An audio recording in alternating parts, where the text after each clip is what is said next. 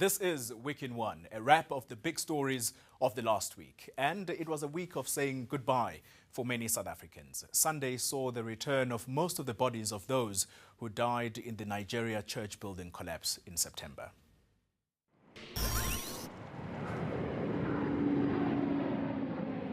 The Antonov 124 cargo plane finally touches down on South African soil, ending a 2-month-long wait for some families, bringing much-needed closure. Aboard the aircraft are the remains of 74 South Africans who were killed when a church building collapsed in Lagos. The government-organized memorial service at Waterkloof Air Force Base was meant to offer comfort to families. To the bereaved, we wish to say that as a nation, and indeed as a people, we share in your grief and in your sorrow. The remains will be transported to provincial mortuaries where their loved ones can take possession of them. But for the other 11 families, the agonizing wait continues. Zikhona Chona, Waterkloof Air Force Base. Services were held around the country after the bodies came home.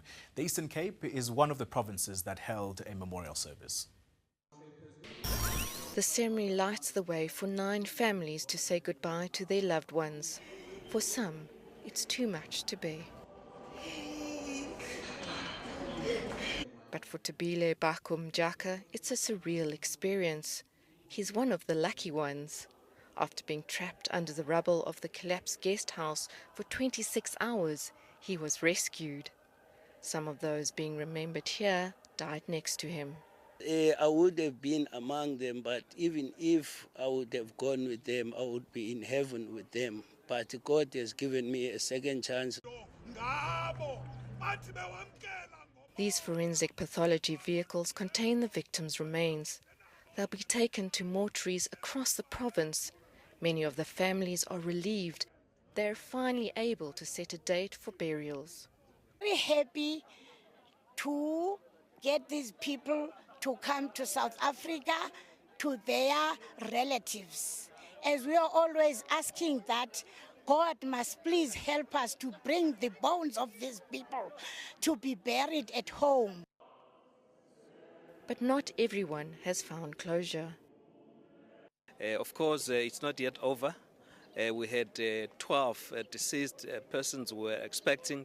Only 9 have been, thus far, been successfully verified.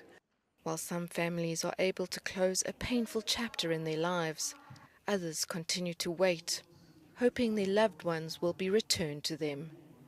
Sandy McCowan, Queenstown, Eastern Cape. And on Thursday in Lagos, where the inquest into the cause of the collapse continued, TB Joshua, who heads up the Synagogue Church of All Nations, failed for a second time to arrive at the hearings to answer questions.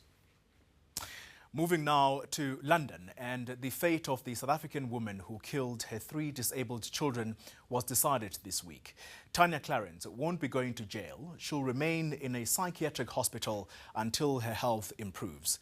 She pleaded guilty to manslaughter on the grounds of diminished responsibility. Tanya Clarence's husband Gary arrived in court for the decision, his wife having previously pleaded guilty to the charge of manslaughter with diminished responsibility for killing their 3 children in April. The judge handed down a hospital order sentence, accepting that what Clarence did was a product of her mental illness. The loss of the children's lives at the hands of the mother who cherished them is a tragedy explained by the severe depressive illness. But it is also a tragedy from which lessons need to be learned. Tanya's depression was certainly not assisted by the constant pressure placed on the family by some individuals within the medical profession and social services.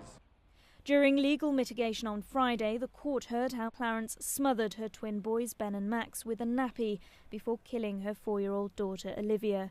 All were suffering from a progressive muscle wasting disease known as spinal muscular atrophy. SMA organisations in the UK are working hard to find a cure. They would not talk directly about this particular case, but said there was support out there for parents. obviously the people that are affected by SMA have very varied and sometimes very complex needs for support. There is an organisation that we work very closely with called Spinal Muscular Atrophy Support UK, and they will provide a lot of advice and information for families, including outreach care. The conflict, however, between the Clarences and some 60 medical professionals assigned to the children caused a disruption which added to Clarence's depression. And in ruling that her depression was the ultimate cause of the killings, a lenient sentence of a hospital order was imposed.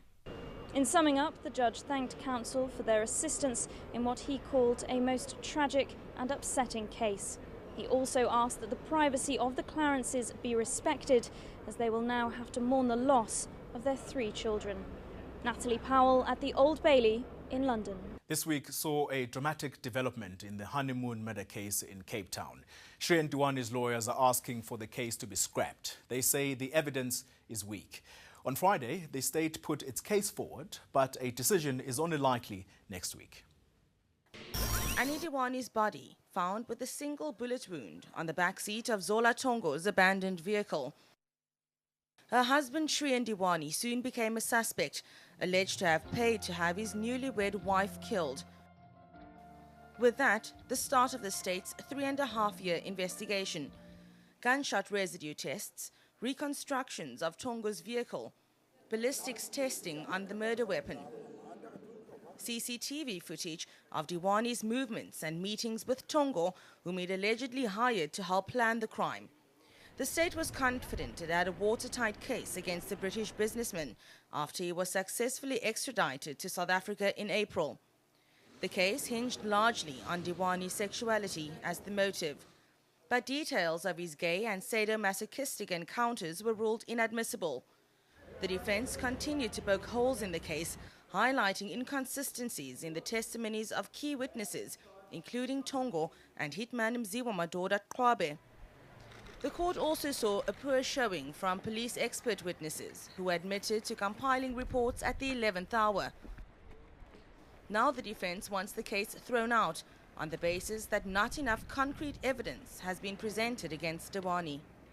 If Judge Jeanette Traverso grants the discharge, Shrien Dewanis will return to the UK as a free man.